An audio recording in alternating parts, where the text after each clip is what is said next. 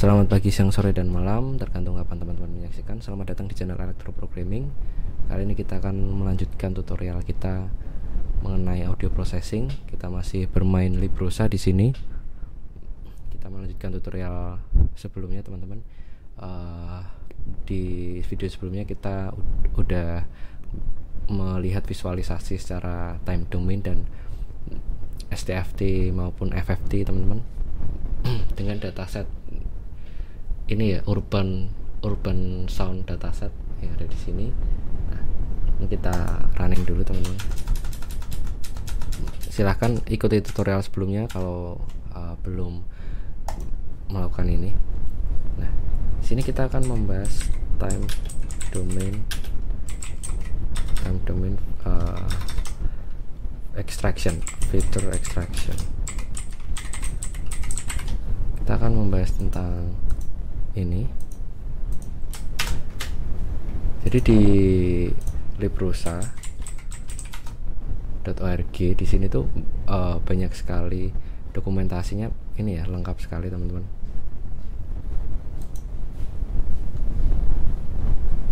Kita lihat dokumentasinya. Di sini ada time domain, feature extraction, ada frekuensi domain juga gitu. Tapi di sini digolongkannya ada rhythm feature, feature manipulation, feature inversion, spectral feature gitu. Nah, kita akan membahas di spectral feature ini, teman-teman. Nah, di sini tergabung banyak sekali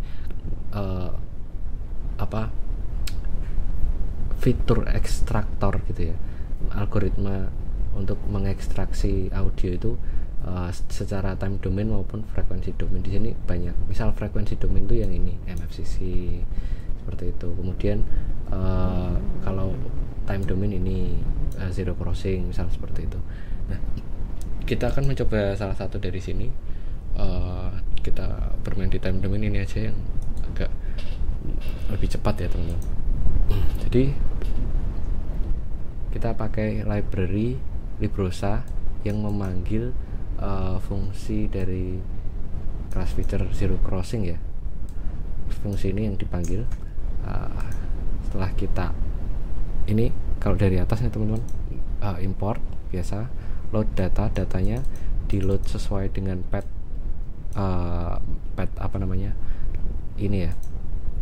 Kalau saya di sini path dari data itu sendiri. Kemudian kita visualisasikan di sini. Ini kita bisa mengeplay. Nah, ini suara yang ini itu kalau digambarkan seperti ini. Kemudian ini STFT-nya. Kemudian ini FFT-nya seperti itu. Kemudian kita tadi kan Librosa ya. Librosa.feature zero crossing. Nah, ini Y-nya itu data, karena saya meload audionya kan data. Jadi data yang di datanya yang diparsing. Nah, kita lihat di sini. Sebentar, coba kalau bisa. Ini nilai-nilainya ya, teman-teman. Biasanya saya pakainya yang ini, teman-teman, zero crossing. Jadi zero crossing itu apa? Nah, ini kan ada true false ini. Zero crossing ini adalah sinyal yang mengcross titik 0 ini, teman-teman, ngecross titik zeronya. Jadi kalau kita misalkan ini, saya perbesar ya, teman-teman. Kalau saya perbesar di sini, ini sinyalnya saya potong misal. Kemudian ini misal saya potong sampai 900 ini. Nah, ini kan titik nolnya di sini. Ini kan ada ngecross, ada berapa banyak yang ngecross titik 0 ini ya, teman-teman. Nah, itu yang dihitung, teman-teman. Sinyal itulah yang dihitung. Tiap frame-nya itu dihitung gitu. Jadi true false kayak gitulah. Saya kembalikan lagi. Ini saya zoom, ceritanya saya zoom di 1 detik gitu ya. Saya kembalikan lagi. Tadi saya zoom sekitar di sini, teman. Nah, oke. Oke, kalau untuk menghitung misal katakanlah saya tampung di variabel time, kemudian karena tadi bentuknya array ya teman-teman, itu bisa di misal count, kita membuat variabel count true sama dengan 0 sama count false sama dengan 0. Kemudian if for, kita for kan for apa, value gitu ya, for value in time. Nah kemudian if value, karena tadi nilainya boolean ya teman-teman, itu kan true false nya boolean, jadi kita langsung aja true gini, berarti count true nya plus sama dengan 1, else count false sama dengan 1. Nah ini kan udah kita lihat count false, kemudian count true.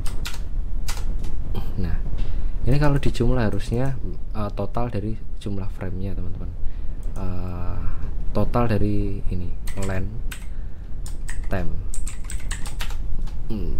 Nah ini sebesar ini, kalau saya jumlah antara count false, langsung saja saya jumlah di sini ya teman-teman, count true. Nah ini kan sama. Nah ini saya bagi 22050, nah 4 detik. Jadi sejumlah jadi 4 detik itu tuh, 1 detiknya itu 22050 teman-teman, 22050 sampel, karena ini kan sampling rate-nya ya, SR nya di atas tadi. Nah jadi ada kita bagi jadi ada 4 kan, jadinya 4 detik kan, kalau kita lihat di sini kan 4 detik. Kayak gitu teman-teman. Nah sebenarnya ada cara yang lebih cepat lagi kayaknya, sebentar. Tadi nilainya berapa? Sekitar 2000. Sebentar kontrol ya, 22507 ya. Ini saya kopas, kita sum. Kita sum, kita masukkan ini. Nah ini udah dapat nilainya. Kemudian kalau mau, itu kan nilai positifnya teman-teman, kalau nilai negatifnya count false nya itu tinggal di length time tadi dikurangi np sum ini. Nah ini sama dengan count false, akan sama gitu teman-teman. Ini adalah zero crossing rate. Nah biasanya saya menggunakannya yang ini tapi yang librosa.zero crossing data, tapi di sini kok pakainya zero crossing rate ya. Compute the zero crossing rate of an audio signal. Nah ini saya pakainya yang ini teman-teman, librosa.zero crossing. Nah yang ini ya teman-teman, saya pakainya yang ini. Nanti errornya true false ini. Oke. Kemudian itu dulu teman-teman tutorial kali ini. Jadi ini adalah salah satu fitur extraction di time domain ya teman-teman. Kita memanfaatkan time domain dari data tersebut gitu untuk melihat apa pattern gitu. Kita bisa gunakan melalui zero crossing ini teman-teman, salah satunya gitu. Kita kembali lagi untuk fitur ekstraktor yang lainnya setelah video ini teman-teman. Terima kasih dan semoga bermanfaat.